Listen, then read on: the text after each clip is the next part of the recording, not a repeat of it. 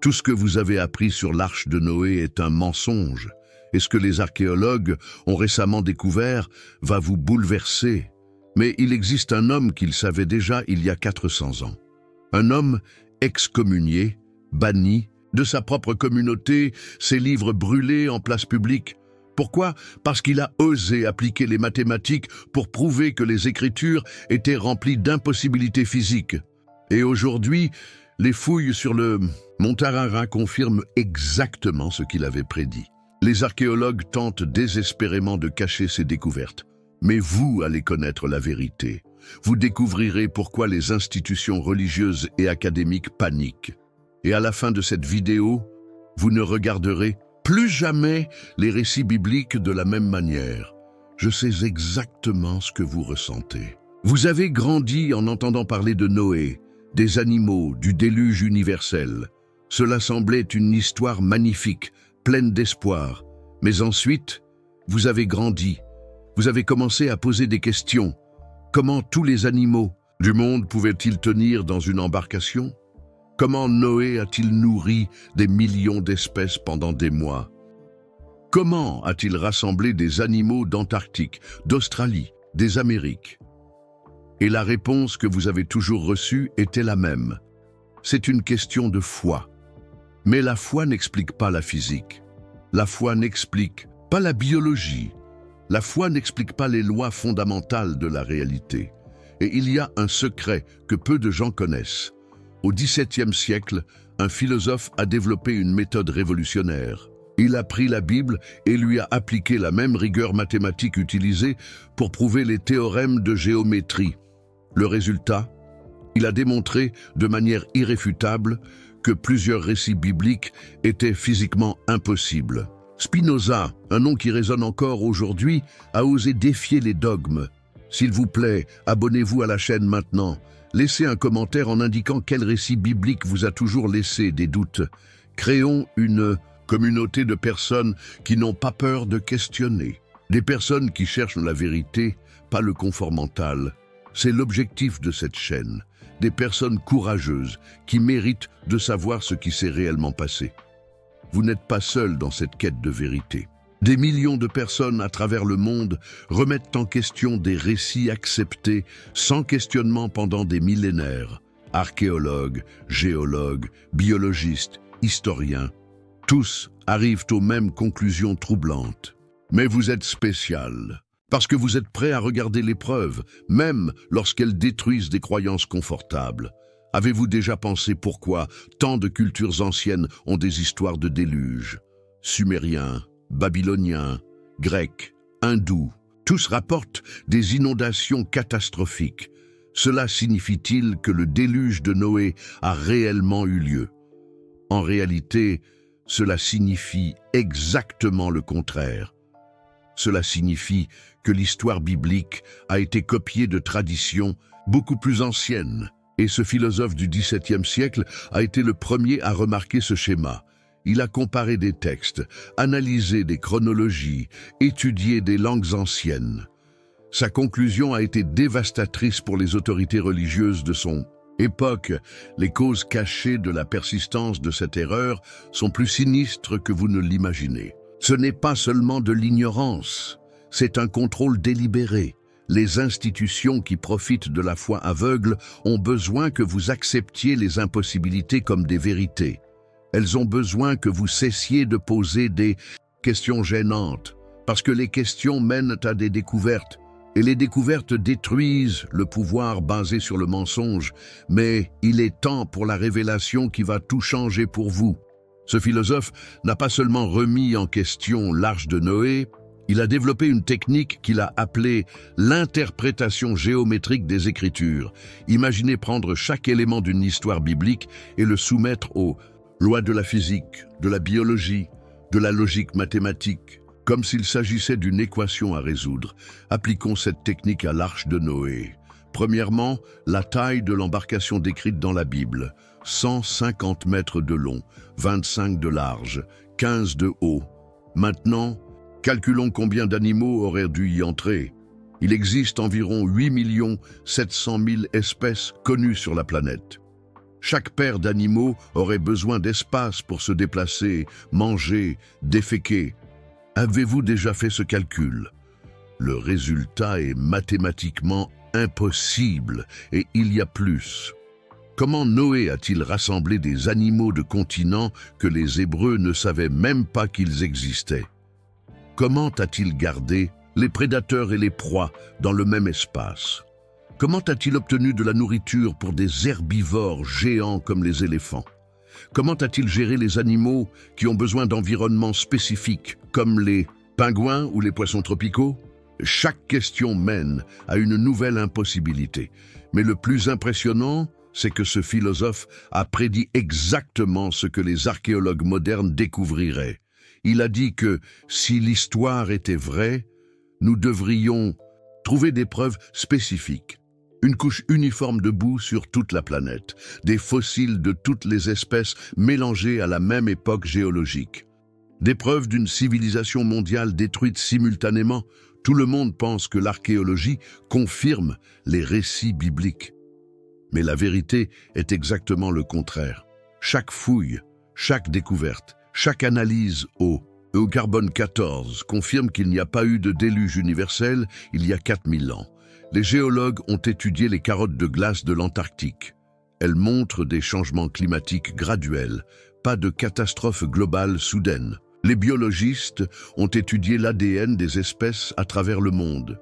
Il n'y a aucune preuve d'un goulot d'étranglement génétique global récent, et maintenant vient la partie que les autorités ne veulent pas que vous sachiez. Des fouilles récentes sur le mont Ararat, où l'arche aurait apparemment échoué, n'ont rien trouvé du tout. Aucun reste de bois millénaire, aucun artefact, aucune preuve d'une quelconque embarcation géante. Ce qu'ils ont trouvé, ce sont des sédiments qui prouvent que la région n'a jamais été complètement submergée. Mais il y a quelque chose de plus troublant.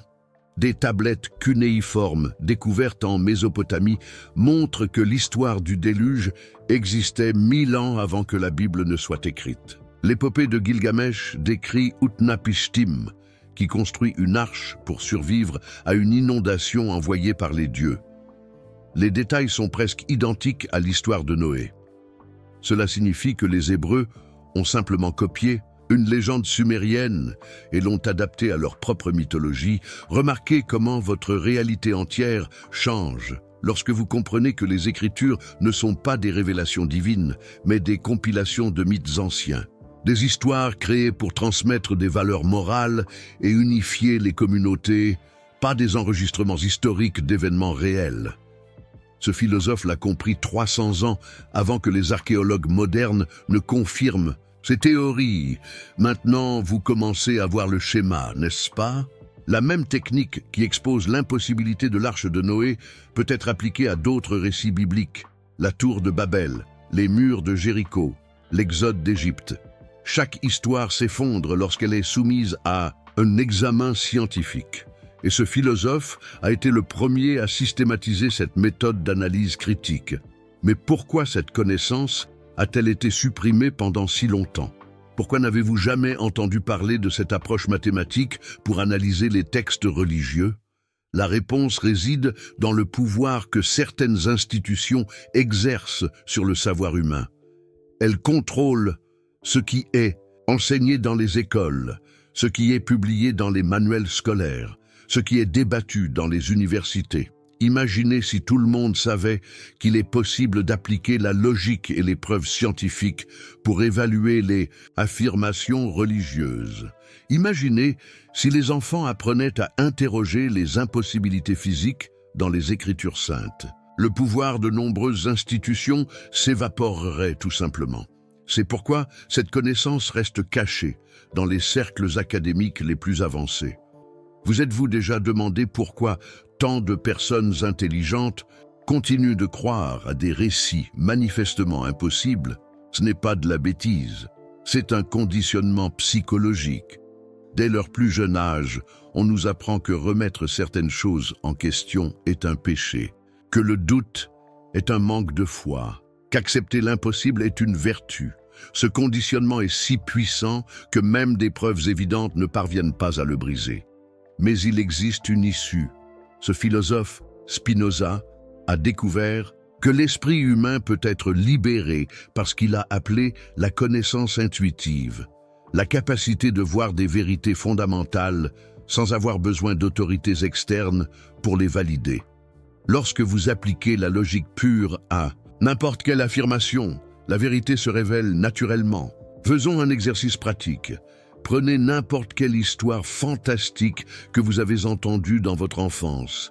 Le Père Noël visitant toutes les maisons du monde en une nuit. Le lapin de Pâques cachant des œufs. La fée des dents échangeant des dents contre des pièces. Vous comprenez immédiatement pourquoi ces histoires sont impossibles, n'est-ce pas? Votre esprit adulte rejette automatiquement ces fantaisies. Appliquez maintenant exactement la même logique au récit religieux.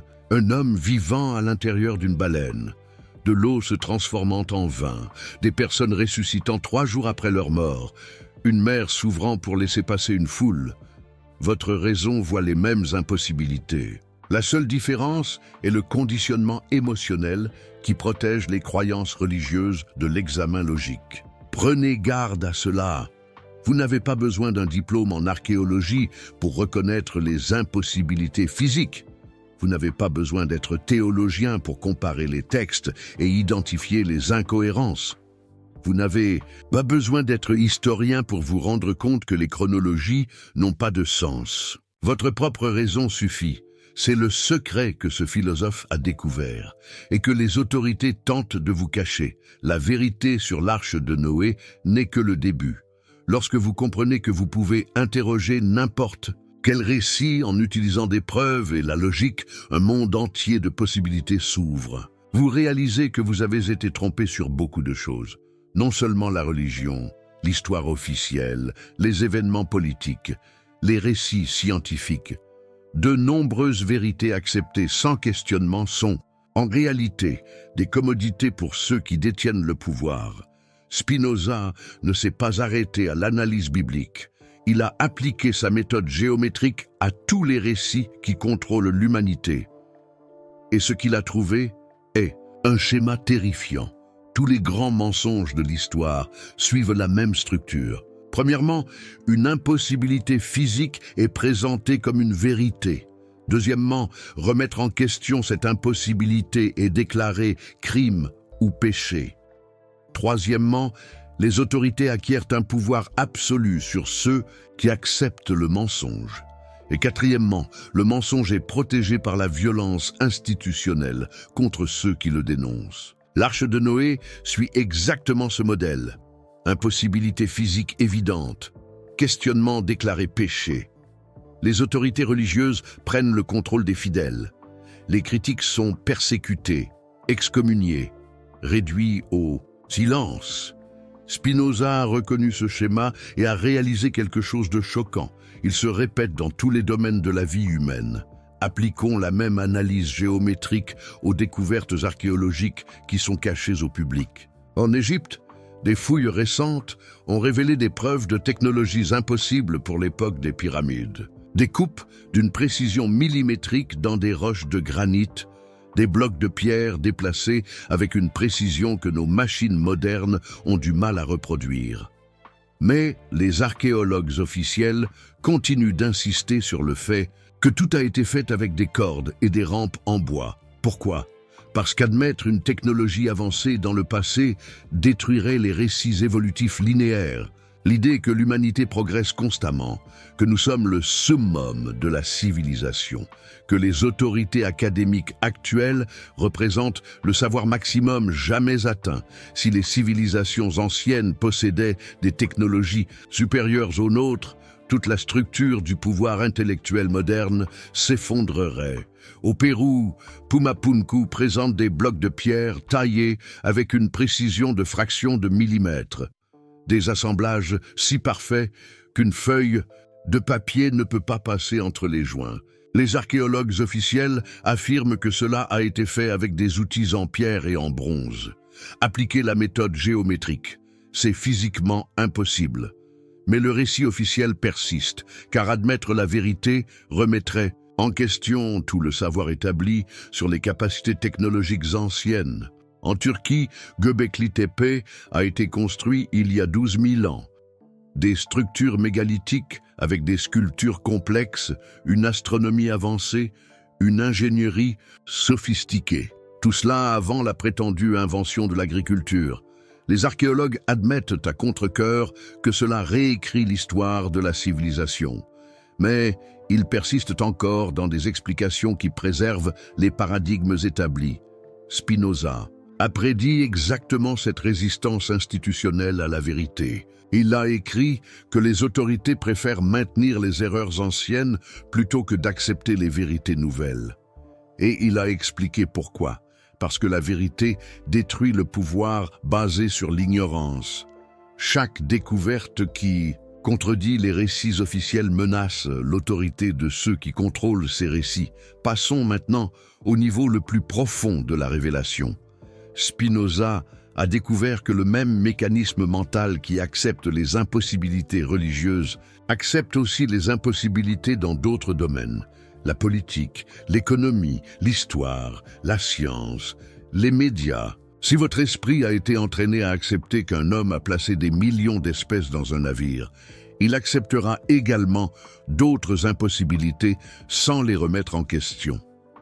C'est pourquoi l'éducation religieuse basée sur une voie aveugle est si appréciée par ceux qui détiennent le pouvoir, non pas parce qu'elle promeut la moralité, mais parce qu'elle crée des esprits soumis. Les personnes qui ont appris à accepter l'impossible comme une vertu ne remettront jamais en question les autorités qui affirment d'autres impossibilités. C'est un conditionnement mental systématique. Réfléchissez avec moi. Si vous acceptez que l'eau s'est transformée en vin par miracle, pourquoi remettriez-vous en question les autorités économiques qui affirment que créer de l'argent à partir de rien génère de la prospérité? Et si vous acceptez qu'un homme est ressuscité 3 jours après sa mort, pourquoi remettriez-vous en question les autorités politiques qui affirment que les guerres apportent la paix? Si vous acceptez que des serpents parlent, pourquoi remettriez-vous en question les autorités scientifiques qui affirment des théories qui contredisent les preuves? La méthode géométrique de ce philosophe, Spinoza, révèle la connexion subtile entre tous ces domaines. Une pensée, entraînée à accepter les impossibilités religieuses, devient vulnérable à la manipulation dans tous les aspects de la vie. C'est pourquoi les régimes autoritaires promeuvent toujours une religiosité basée sur une foi aveugle, non par moralité, mais par contrôle mental. Un contrôle subtil, insidieux, mais il existe une technique de libération complète que ce philosophe a développée. Il l'a appelée la purification rationnelle de l'esprit. Le processus consiste à soumettre absolument tout au même examen logique que vous appliqueriez aux affirmations évidentes de charlatans. Ne rien accepter sans preuve. Interrogez tout, surtout ce que les autorités déclarent inquestionnable. C'est une véritable révolution intellectuelle. Prenons un exemple contemporain. Les autorités affirment que l'économie croît infiniment sur une planète finie. Appliquons la logique géométrique.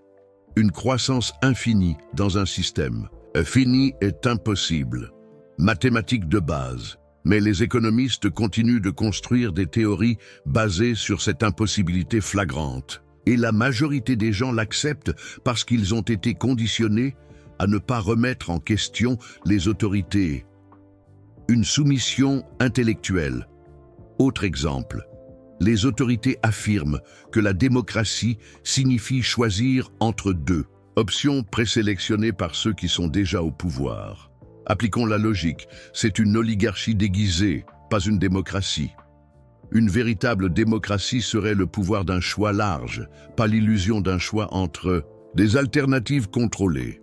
Mais la majorité accepte cette supercherie parce qu'elle a été conditionnée à ne pas remettre en question les systèmes établis. Un conformisme intellectuel, remarquez le schéma. Le même esprit qui accepte les impossibilités religieuses accepte les impossibilités dans tous les autres domaines. C'est pourquoi ce philosophe était si dangereux pour les autorités de son époque. Il n'a pas seulement attaqué la religion, Il a enseigné une méthode qui détruit toute forme d'autorité basée sur le mensonge.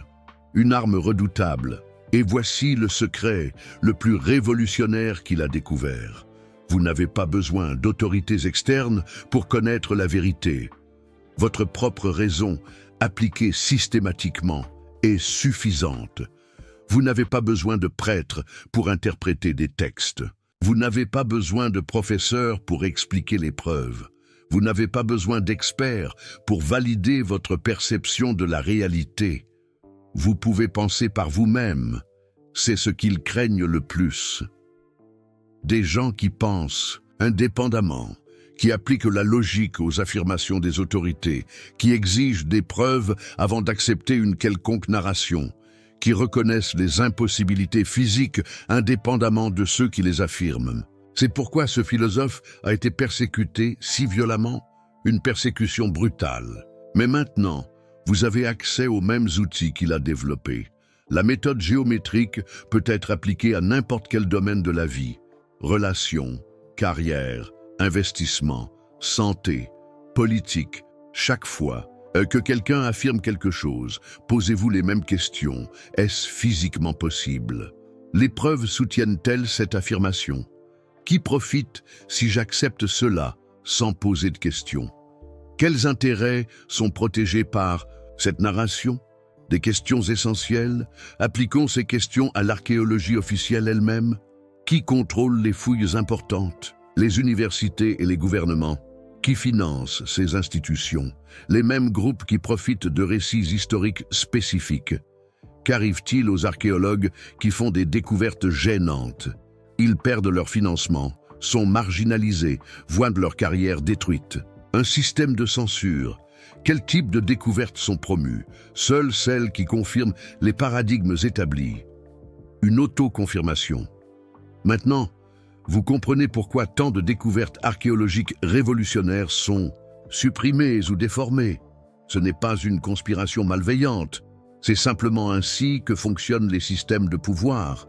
Ils promeuvent les informations qui les renforcent et suppriment les informations qui les affaiblissent. Aussi naturel que la gravité, Spinoza a compris que libérer l'esprit d'un mensonge le libère automatiquement de tous les autres.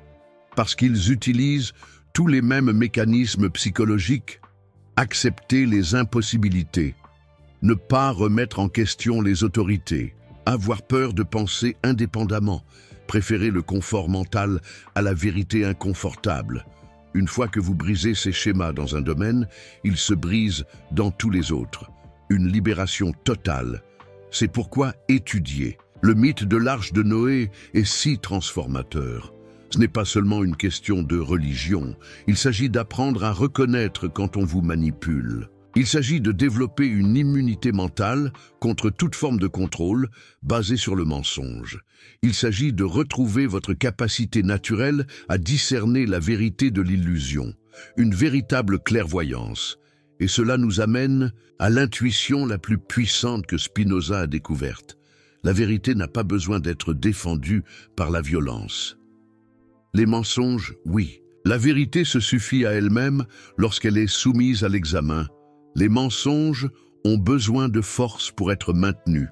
Chaque fois que vous voyez des autorités utiliser la violence, la censure ou la punition pour protéger un récit, vous pouvez être sûr que ce récit est faux. Une vérité implacable. Pourquoi les églises brûlaient-elles les livres qui remettaient en question les Écritures saintes? Pourquoi les régimes punissent-ils ceux qui remettent en question les idéologies officielles? Pourquoi les universités marginalisent-elles les chercheurs qui font des découvertes gênantes? Pourquoi les médias attaquent-ils ceux qui exposent les contradictions dans les récits établis? Parce que la vérité n'a pas besoin de protection violente. Seuls les mensonges en ont besoin. Une loi naturelle, c'est le test final que vous pouvez appliquer à n'importe quelle affirmation. Si le fait de remettre quelque chose en question entraîne une punition, vous pouvez être sûr que c'est un mensonge. La vérité invite à la remise en question. Le mensonge l'interdit. C'est une loi naturelle aussi fiable que la physique. Une évidence.